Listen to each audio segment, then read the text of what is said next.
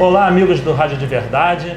Hoje o site recebe com muita honra um dos maiores comunicadores do Brasil aqui na Rádio Globo, Roberto Canazio. Olá, Canazio, tudo bom? Prazer grande e estou aqui à disposição de vocês. Eu acho até interessante, antes de mais nada, dizer que tudo que hoje foca a rádio merece o nosso cuidado, o nosso carinho, porque realmente o rádio ocupa um lugar que de repente as agências de publicidade não reconhecem, alguns segmentos de mídia não reconhecem, mas o rádio hoje é um veículo de extrema importância. Então tudo que se fizer em benefício do rádio, divulgando o rádio, estou dentro.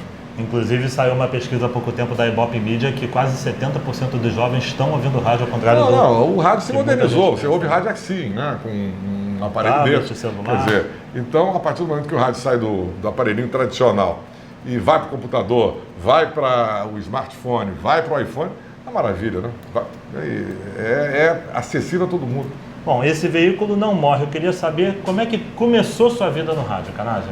A minha vida começou porque eu tinha uma vocação, a vocação de fazer rádio. Eu sempre quis fazer rádio, mas rádio era naquela época uma coisa meio que marginal, né? Não era uma profissão. Você fazia rádio porque você tinha voz bonita, não existia nenhum tipo de exigência. E aí, é claro que a família não aceitava isso. Não, você tem que fazer alguma coisa, tem que ter um diploma. Então, vamos fazer. Aí fiz direito, né? Mas não vocacionado, não tinha nada a ver. Tive uma experiência como advogado, não foi legal, não me senti bem, não era a minha vocação, e o rádio sempre ali, falando mais alto. Claro que eu não tinha nenhum tipo de pretensão, ficaria naquela coisa meio amadorística de fazer rádio, sei lá como, sei lá, locutor de supermercado, de repente, por que não? Naquele tempo eu nem pensava nisso, mas ser, de repente, um locutor de alguma coisa. Então, eu brincava em casa, eu fazia gravações, eu pegava rádio relógio, que anunciava a hora de minuto em minuto, então lia determinados comerciaizinhos pequenos e ao terceiro sinal característico dessa emissora, 10 horas, 3 minutos, 0 segundo, pi, pi, pi. Então eu falava nos 57 segundos, jogava para a rádio relógio, aí entrava a hora e eu voltava. Olha que coisa louca, né? Já era um time. Para mim já era exercer a profissão.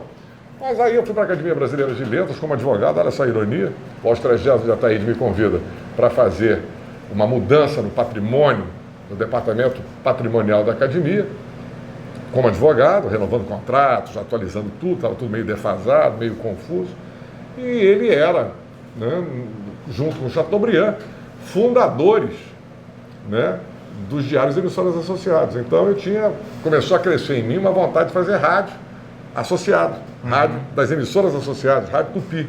Sim. E comecei na convivência diária, eu chegava, esperava um momento lá que ele estivesse de bom humor, não era muito fácil encontrar o doutor Ataíde bem-humorado, né? Humorado sempre, mas bem-humorado para chegar e dizer assim, me leva para fazer rádio, quer dizer, eu estaria, de certa forma, dizendo, estou saindo da academia para ir para fazer rádio. E realmente ele não aceitava isso, achava um absurdo, tentei vários anos, eu fiquei na academia de 1971 a 1978, e sempre insistindo naqueles momentos e tal. Até que um dia ele disse, você quer mesmo fazer rádio? Quero. Então liga para o Zé Mauro. Zé Mauro era superintendente das rádios associadas, que naquela época era Rádio Tamoio, Rádio Tupi AM, Rádio Tupi FM, que não tem nada a ver com essa concepção de todos Tupi chamam FM. de índio, né?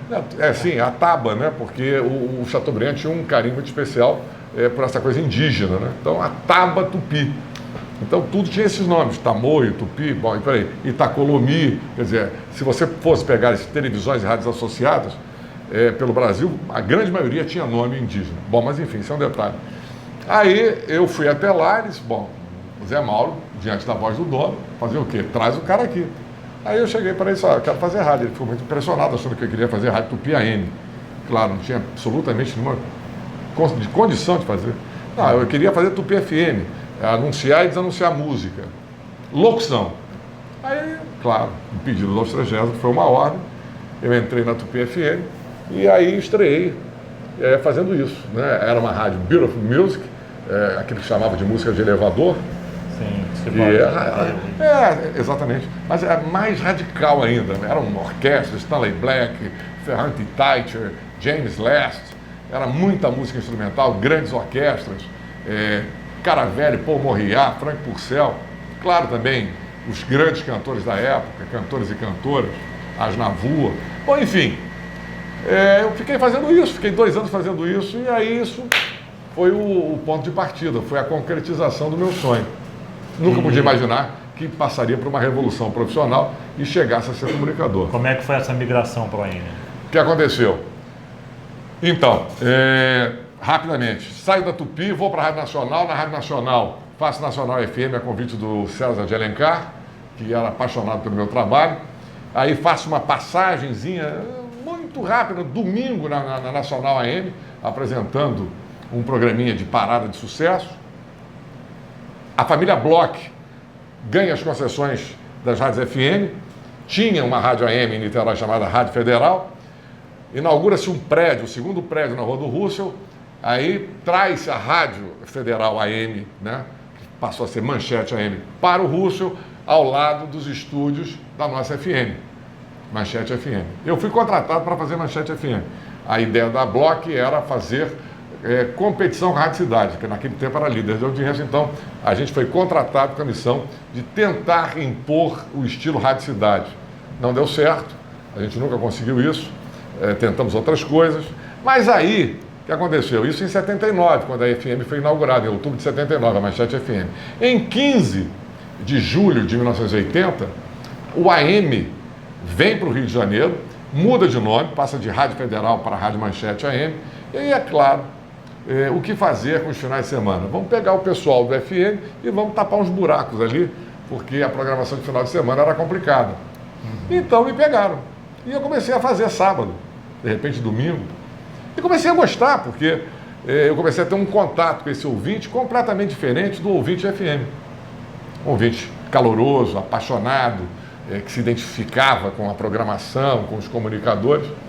E eu comecei a gostar disso. E eu comecei a me sentir desconfortável fazendo FM. Já não era mais o meu grande barato. E aí, um dia, eu cheguei para o Carlos Sigma e disse, eu estava fazendo as duas. Eu digo, olha, eu não estou afim de fazer FM mais não. Não, absolutamente, você foi contratado para fazer FM. Coincidentemente, o coordenador da rádio, Eduardo Andros, pega uma hepatite e tem que ficar ausente uns 6, 8 meses. E ele, o Eduardo Andros, que era o coordenador da Manchete, aí me disse assim, Carlos, pega o Canásio e coloca o Canásio no meu horário. Ele tinha um horário de manhã, junto com a Maria Joana, horário de 9 a meio-dia. O Canásio vai ser o meu substituto. O Carlos não levou muita fé, mas assim foi feito. No programa de estreia, logo depois, eu perguntei ao Carlos, e aí, você gostou da minha estreia?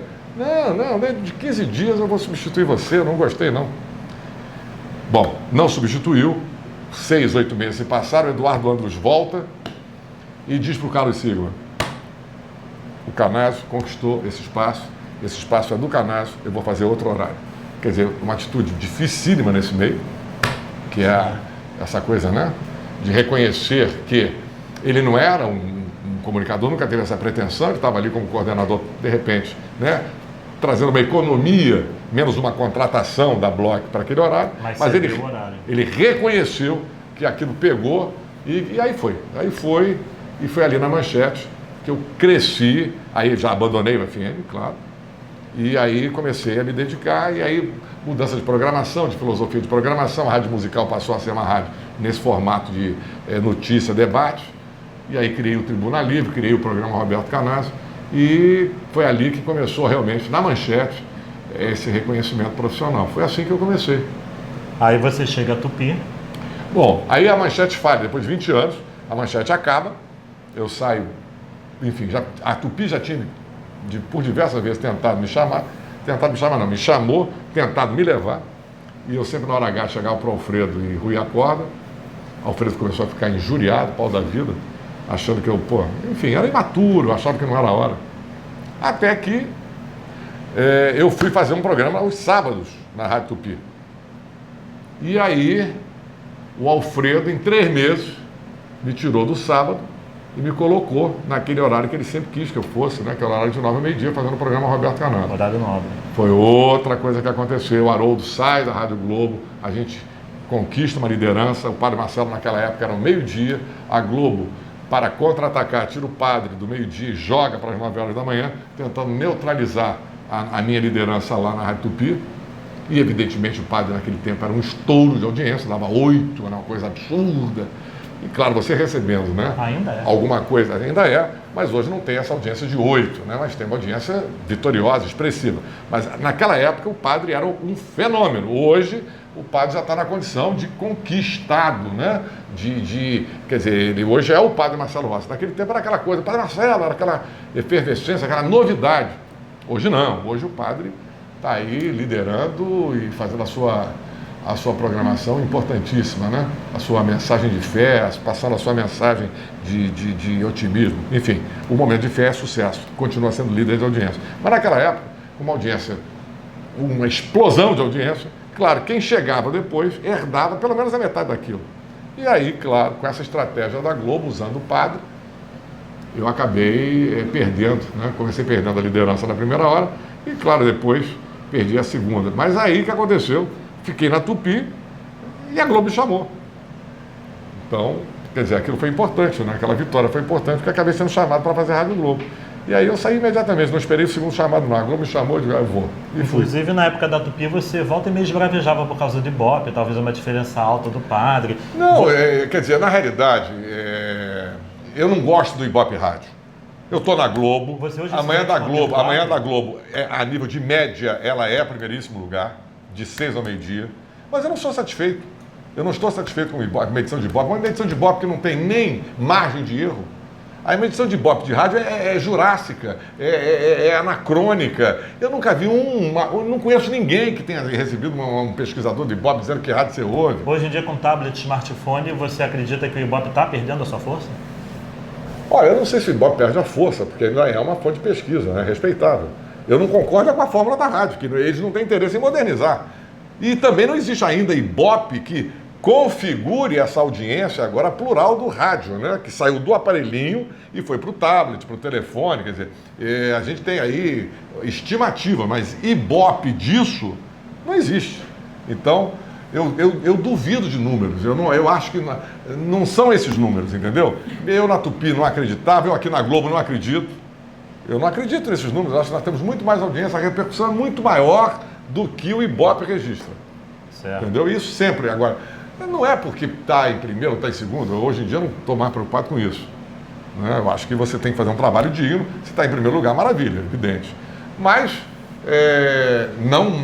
claro que comercialmente ainda existe essa coisa, né? O Ibope, temos que anunciar na rádio líder, no programa líder, mas eu particularmente não me entusiasmo com o número de Ibope. Favorável, desfavorável, né? Eu vou continuar no meu trabalho na certeza de que eu estou fazendo legal. Quando você chega na Globo, a Globo te oferece um projeto de rede, você já foi apresentador da tarde, o Se Liga Brasil. Foi o desafio. Primeiro, o que o Se Liga Brasil representou para você? Vou dizer, conquistar São Paulo, por exemplo. Foi uma beleza, foi uma maravilha. Eu fui tratado como se fosse um comunicador de lá.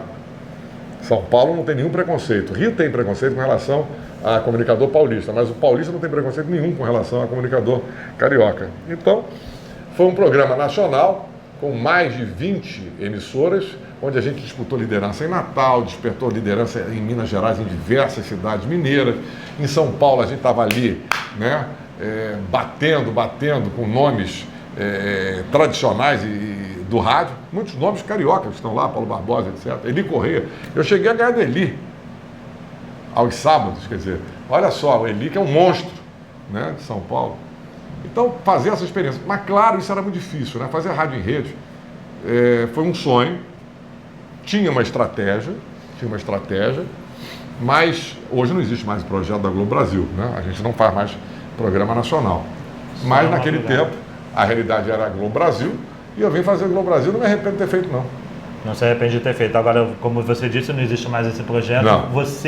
Você preferia falar em rede ou você agora tem um conceito que o regional é melhor? Não, regional, rádio é regional. É muito difícil você falar em rede, é muito difícil. Eu fiquei 1 ano e meio buscando a fórmula para encontrar uma coisa meio que pasteurizada, né? Que não fugisse da realidade do Rio de Janeiro, mas que também dissesse alguma coisa para as rádios que estavam ali compondo a Globo Brasil.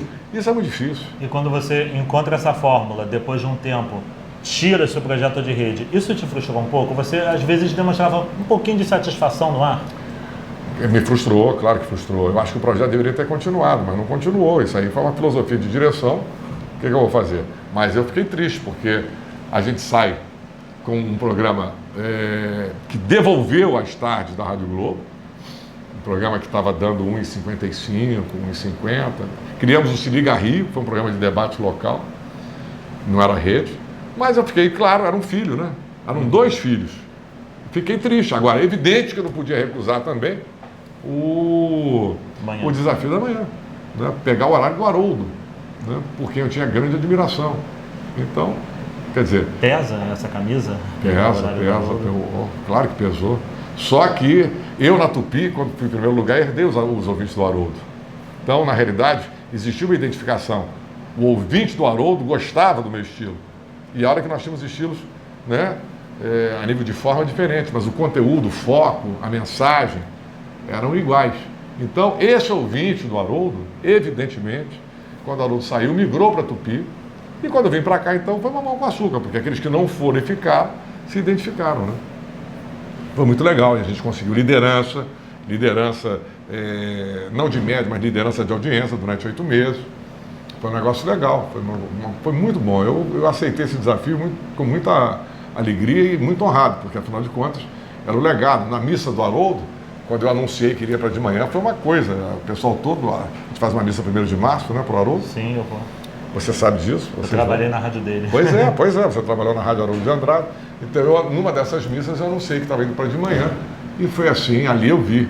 Né, foi uma alegria, todo mundo bateu palma, maravilha, blá, blá, blá, parabéns, boa sorte. Quer dizer, foi um desafio muito legal e que até hoje, né, para mim é prazeroso fazer. Eu adoro fazer. Hoje eu não faço rádio em outros horários, porque o meu relógio biológico, ele está programado para isso, para fazer de manhã. Mas eu fiz todos os horários, madrugada era uma delícia fazer, noite é uma delícia fazer. Cada um tem a sua característica. Só que, pro cara, né, pro profissional, desgasta, né? Fazer programa hoje em dia, de noite ou madruga, por mais prazeroso que seja, é complicado, né? Então, hoje, mas não porque eu não queira fazer, eu gostaria de fazer, continuar fazendo. Eu gosto de fazer rádio, entendeu? Em todos esses anos de rádio, FM, AM, você já cometeu alguma gafe muito absurda que você pode dividir com a gente? Trocentas vezes. Meu Deus do céu. Perguntar para uma mulher que estava batendo um papo comigo sobre amor, sobre sentimentos, e eu chego para ela e digo assim, mas me diga, eu estava num certo tom, como é que eu poderia dizer? Alegre, descontraído. Eu perguntei a ela, então, você é solteira, casada, viúva? Há quanto tempo seu marido morreu? Meu marido morreu hoje. Foi um desbunde, foi uma coisa, aí eu não sabia onde enfiar a cara, o marido tinha morrido naquele dia. Como é que você ia adivinhar? Eu não podia adivinhar. E ela também disse, não, mas pelo amor de Deus, não fica assim. Mas para mim foi uma água, né, na fervura, foi desagradável. Micos eu paguei vários, mas esse foi uma coisa assim que me desconcertou, porque eu nunca podia. Mas o que você fala? Você está num tom, achando que é saudade, que a mulher está lá recordando o marido que morreu há 10, 15, 20 anos, e eu pergunto, mas há quanto tempo a senhora falou? Não, meu marido morreu hoje. Aí você tem que ter um jogo de cintura, porque de repente é aquele 1 segundo de silêncio em rádio, né, que parece que a emissora saiu do ar, né? Ou o comunicador ficou... o buraco. O famoso buraco, né? Mas enfim, várias coisas, mas tudo é rádio ao vivo, comunicação, você entendeu? Eu não tenho pretensão de...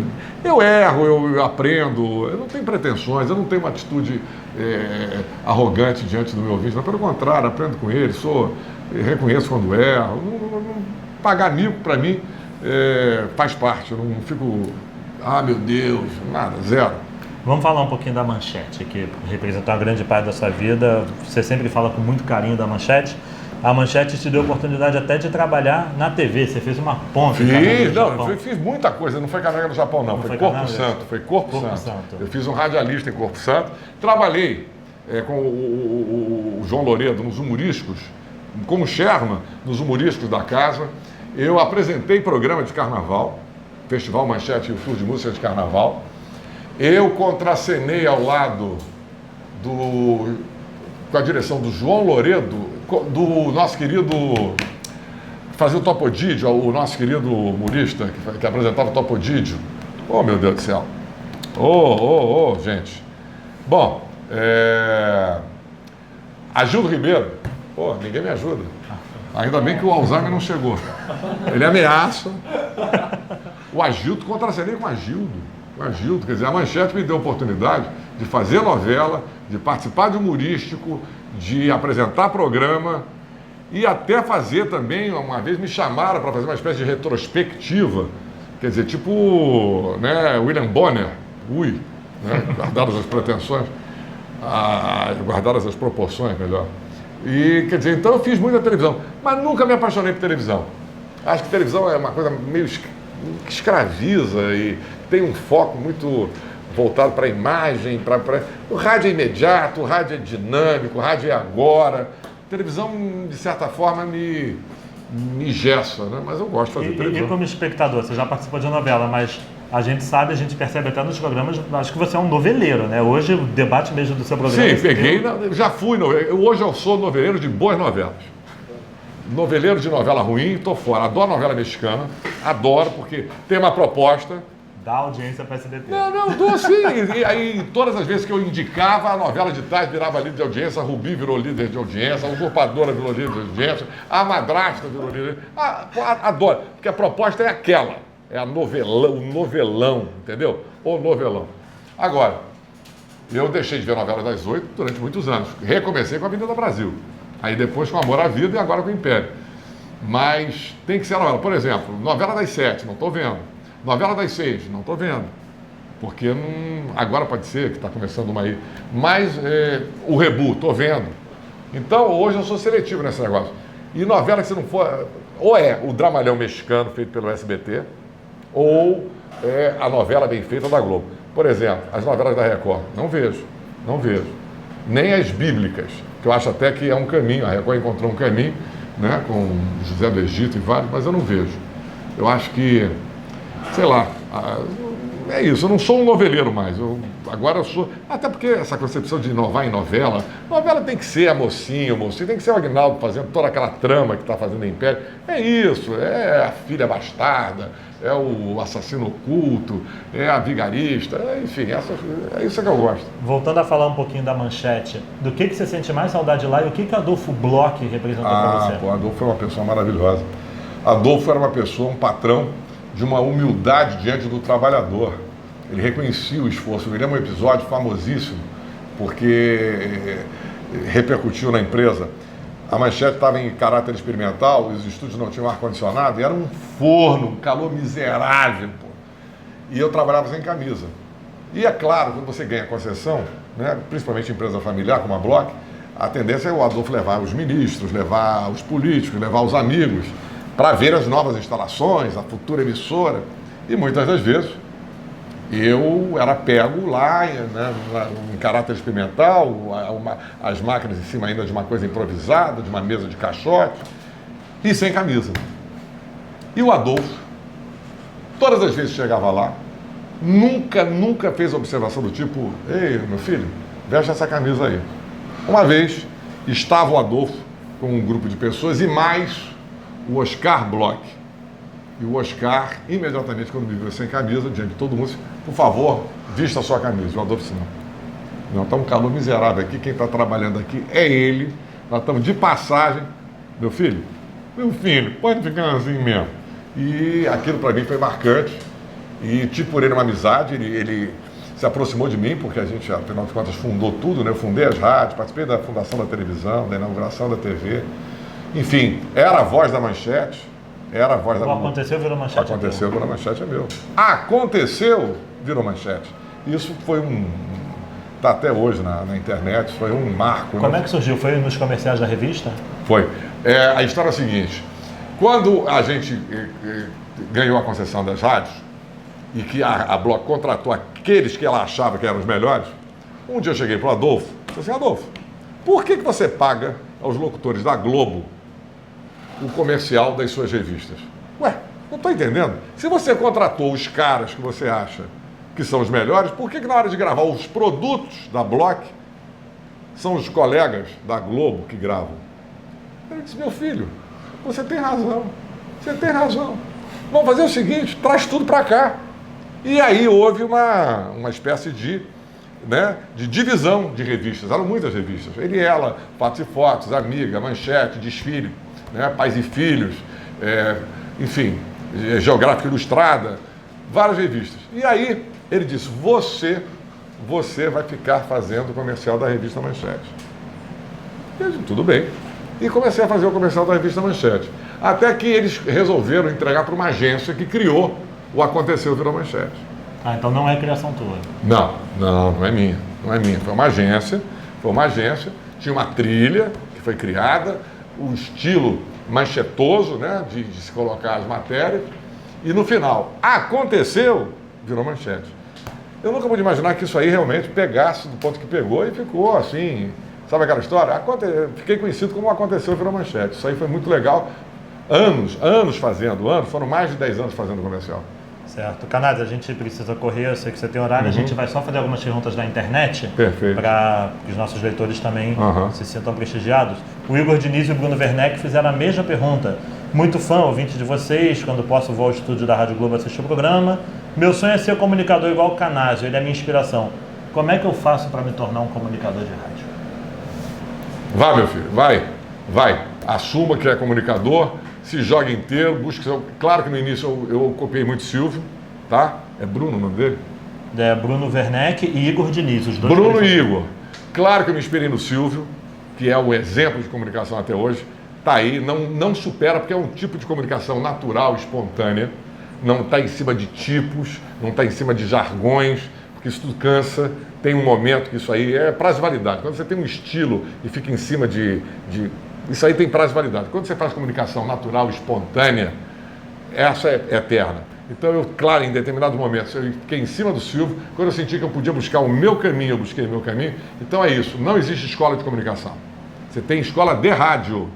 Comunicação é diferente. O comunicador hoje é uma coisa meio em extinção. Faço votos que vocês realmente venham com tudo para dar uma renovada nisso, porque está difícil encontrar comunicador. Tá? Hoje em dia o rádio está pegando muito locutor e está transformando em comunicador.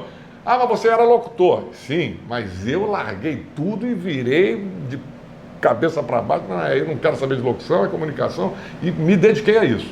E exige um tempinho para isso, para você ler, para você se informar, para você vivenciar. Não adianta ser comunicador e não conhecer a comunidade, não adianta ser comunicador e querer ser popular sem ser popular, sem gostar do que é espontâneo.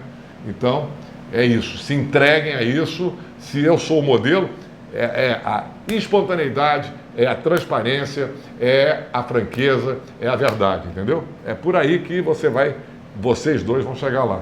O Rafael Souza, de Copacabana, perguntando como foi para você concorrer com o Haroldo, ao mesmo tempo sendo amigo dele, se você acompanhou o episódio da demissão dele daqui da Globo e os últimos anos de vida do Haroldo. Claro que nós éramos rivais, eu não conhecia o Haroldo quando eu tinha o horário igual dele. Eu só vim conhecer o Haroldo quando o Haroldo saiu da Globo.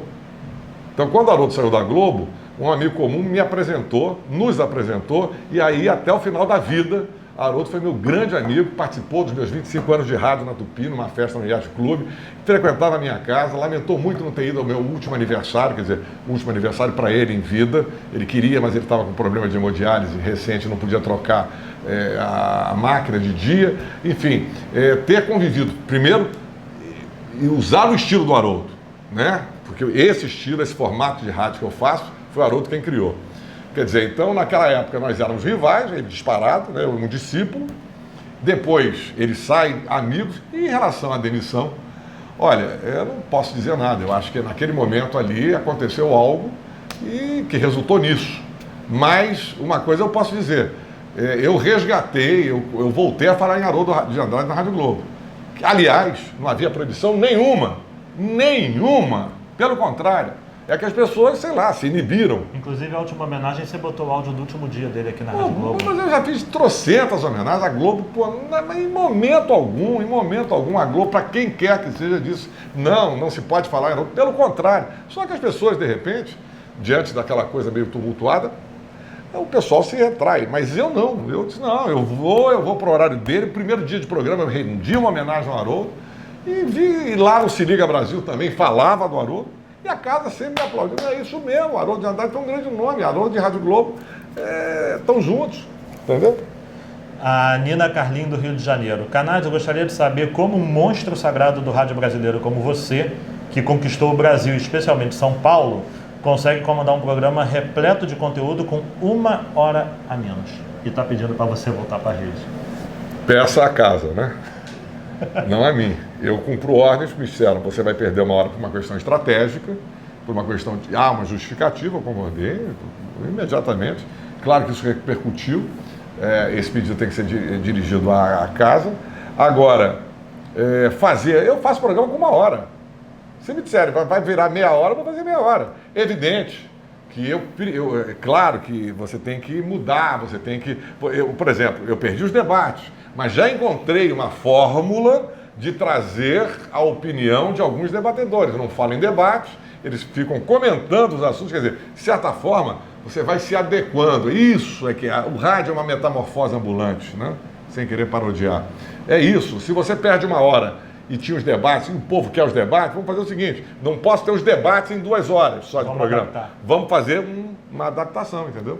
Bom, você já falou um pouco em relação à audiência. O Diego Magalhães pergunta qual a sua opinião sobre a Rádio Globo estar em segundo lugar e qual o seu papel para a Globo voltar a ser líder. Isso também depende do diferencial. Isso é uma luta, isso faz parte. Eu acho que nós estamos com uma nova direção empenhada nisso, a Rádio Globo vai fazer 70 anos e a gente está lutando para reconquistar, a rádio está trabalhando para isso, né? A gente precisa continuar acreditando naquilo que nós estamos fazendo, todos nós estamos empenhados nisso, mas o importante é que mesmo estando em segundo lugar, a Rádio Globo continua com a sua proposta de rádio autêntica, verdade, digna, independente, verdadeira, que não tem absolutamente compromisso com nada, a não ser com a informação, onde nós temos a liberdade de trabalhar, onde me diziam que eu não iria poder dizer metade do que eu digo, e estou dizendo muito mais do que nas outras todas juntas. Quer dizer, então, a Rádio Globo tem essa proposta. O primeiro lugar, claro, é uma questão mercadológica, de estratégia, quem não quer ser o primeiro? Mas o importante é que nesses 70 anos de vida a Rádio Globo preserve as características que a fizeram a Rádio Globo, independente da posição. Primeiro ou segundo, a Rádio Globo, entendeu? Quer dizer, a Rádio Globo é uma força que se mantém até hoje. Claro, nós queremos que ela chegue absoluta, em primeiro lugar, não só de manhã ou em determinados horários. Não, nós queremos uma rádio vitoriosa. E estamos lutando para isso e vamos conseguir isso, se Deus quiser, com essa direção que está aí empenhadíssima nisso, todos nós trabalhando para isso, e vamos chegar lá. Bom, para finalizar, Canais, a pergunta do Luiz Paulo de Jacarepaguá é uma pergunta de cunho político, mas ele acha que o rádio tem prestação de serviço, a eleição está chegando. E ele pergunta, dos 4 principais candidatos ao governo do Estado, pelo menos 3 já passaram no mínimo por processos administrativos. Um deles já foi acusado de formação de quadrilha. Ele pergunta para onde que o eleitor pode correr, na sua opinião. Olha, vai correr para onde achar melhor. Entendeu? Nós não temos renovação política, são sempre os mesmos nomes. Eu sempre disse e continuo dizendo que o voto obrigatório no Brasil é uma bobagem, porque não se muda. Você não tem renovação, até a nível presidencial, queremos mudar. Temos lideranças que sinalizem efetivamente mudança? A nível estadual, sei lá, eu acho que votar sempre, votar em branco jamais. Se você não tem inspiração, se você acha que ninguém é merecedor do seu voto, você tem a opção de anular o seu voto, mas eu acho duro você anular um voto, né? É você realmente renegar o processo. Mas se você também não acha interessante votar em branco, não, que você está favorecendo, aí tem aquele mecanismo de favorecer quem está na frente e tal. Agora, eu acho que o voto não deveria ser obrigatório, entendeu? Mas o caminho é votar, sei lá, eu não sei. Politicamente eu prefiro não ficar me colocando. Aliás, quem me conhece sabe quais são as minhas convicções políticas e tal, mas eu prefiro deixar a critério político de cada um. Você que está me ouvindo aí, cada um vote da sua maneira, mas vote. Deixar de votar é bobagem. Agora, se o voto não fosse obrigatório, eu diria, fique em casa. Como eu ficaria. Ficaria em casa. Eu não ia perder meu tempo. Mas como ele é obrigatório, vote. Porque aí você está participando do processo. Quando você não precisa participar do processo, é um direito seu. Eu não quero participar, deixa rolar. Mas eu acho que quem não vota vacila, e eu não sou vacilão. Então eu vou votar, vou participar disso. Tá certo, Canazzo. Obrigado por receber a gente. É isso, obrigado a Foi uma vocês honra todos. falar contigo. E estamos à disposição e boa sorte para quem está ouvindo, para quem quer fazer, para quem é apaixonado pelo veículo. Perseverança. Tá fácil fazer rádio? Não tá fácil. Tá fácil trabalhar não sei onde? Não tá fácil. Tá fácil viver nos dias de hoje? Não tá fácil. Então, vai deixar de viver? Você pode até deixar de votar, mas vai deixar de viver? Jamais. Viva intensamente, persiga, siga, persevere, porque até é bom. Se você realmente tiver talento, você vai chegar lá. Até é bom que de repente fica essa coisa meio assim, porque realmente quem quiser, com talento, vai e vai se destacar. É o que eu desejo para quem está vendo aí. Né? Muita felicidade, muita realização profissional e até uma próxima vez. Obrigado, Canazzo. Valeu, um abraço. Valeu, gente.